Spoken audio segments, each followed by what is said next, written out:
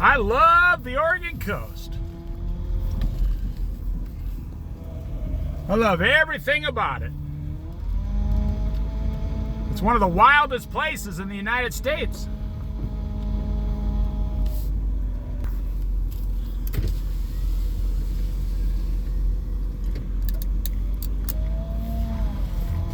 I love all the water, the ocean, the rivers, the lakes, the streams, the small ponds for fishing, all the fishing, the outdoor activities, the crabbing, the ocean fishing,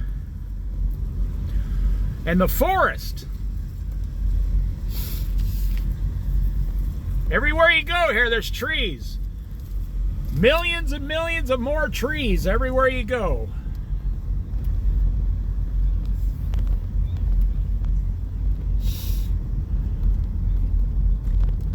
And I love the rain, I love the beach, I love looking for agates, petrified wood, jasper. I love the fishing boats.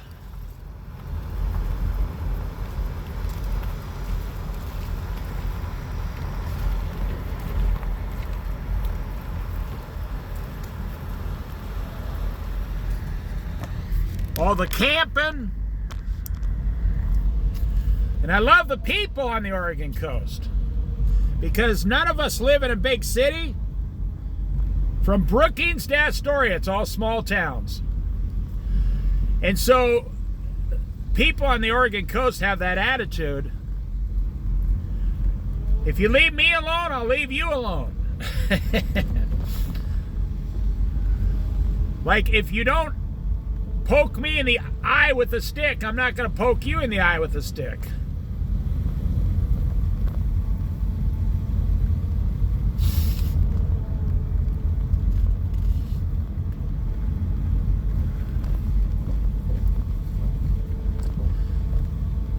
I mean, I love the fact that the opportunities are unlimited.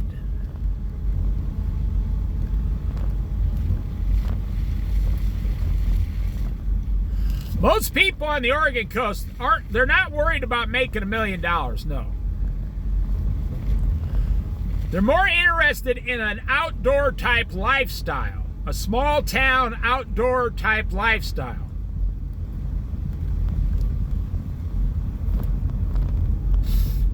You got the sand dunes, you got all the state parks, all the local parks, the city parks. I mean, it is endless.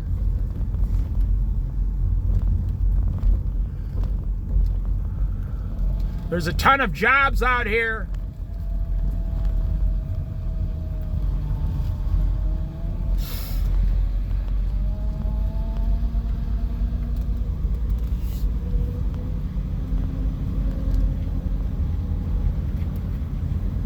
You don't bother people, they won't bother you.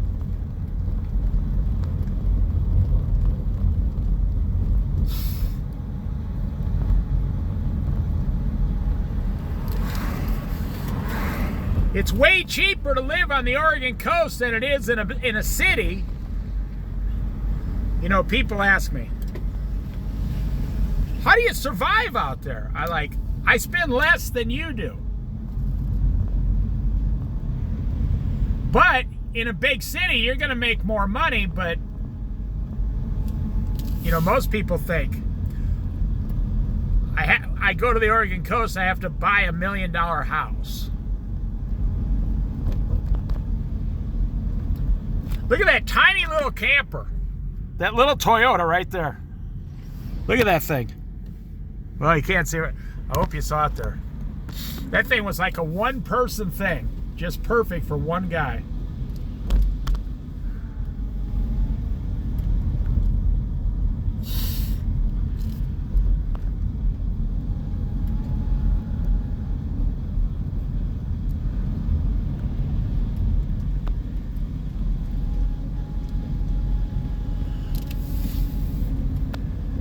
No, on the Oregon coast, I know people who live on $800 a month disability. They live in a trailer somewhere, or a small one-bedroom apartment on subsidized rent, disability.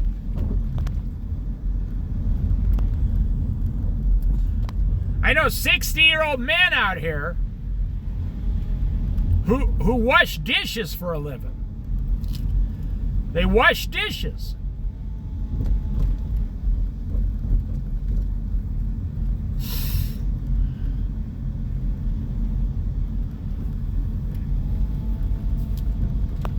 They're obviously highly overqualified for the job, but if they're getting $17 an hour and they only work like 30 hours a week, they bring home $2,200 a month, and their rent's like $1,000 a month.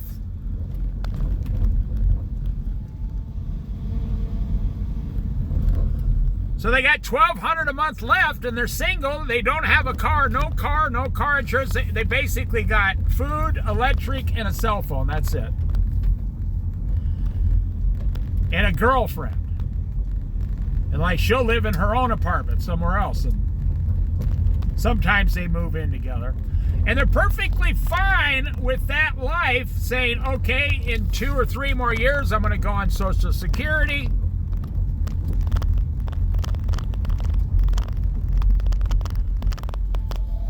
They got a few $1,000s in a savings account at the local bank.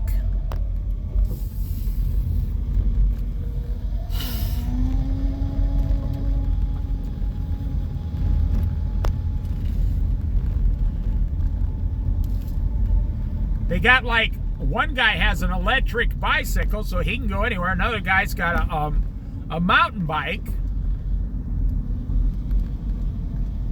Another lady I know, she's like 59 years old, she's got a little tiny car that gets 35 miles to the gallon, so, you know, completely paid for.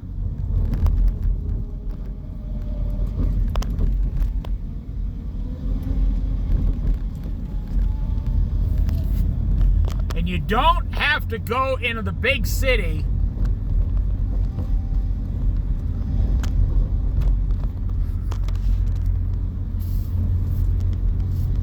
You don't have, you know, even Eugene, Oregon, you got to drive 20 minutes across the town, across the traffic just to get to work in the morning. That's a town, you know, a couple 100,000 people is all. Have you ever tried to drive around Eugene, Oregon, you know, 5-6 days a week every morning? No, thank you. Not for this happy camper. No way. No way.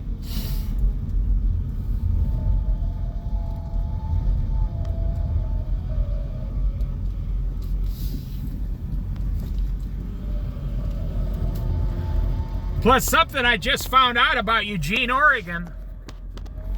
You know there's no lighthouses in Eugene? I played a little joke on you there. Ha ha ha. There are no lighthouses in Eugene, Oregon. Couldn't believe it when I found out. There's the sand dunes down there, Winchester Bay, Oregon. Another thing about Eugene, there's no whale watching. I couldn't believe it. I'm like, there's no whales in Eugene, Oregon? I can't live here. No lighthouses, no whales.